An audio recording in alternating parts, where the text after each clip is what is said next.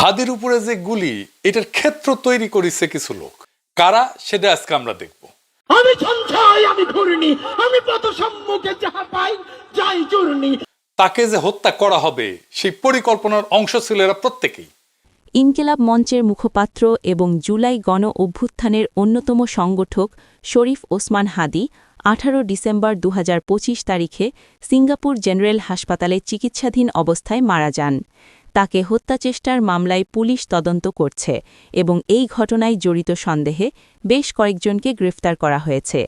ন্যূনতম ওই জীবনটা লিড করতে পারলাম যে আমি একটা ইনসাফের হাসি নিয়ে আমি আমার আল্লাহর কাছে পৌঁছতে চাই।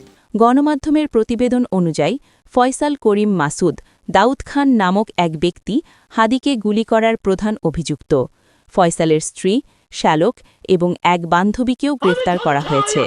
তদন্ত কর্মকর্তারা এই ঘটনায় বড় অঙ্কের আর্থিক লেনদেনের বিষয়টিও খতিয়ে দেখছেন।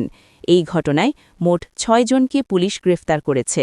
তদন্তে জানা গেছে, হামলায় ব্যবহৃত মোটরসাইকেলটি অন্তত 8 বার হাতবদল হয়েছে।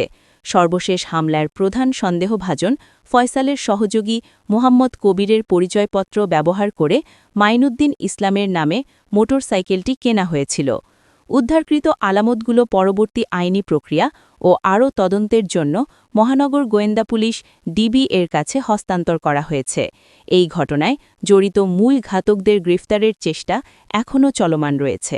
আমি সঞ্চয়, আমি ঘূর্ণি, আমি পথ সম্মুখে যাহা পাই যাই চূর্ণি।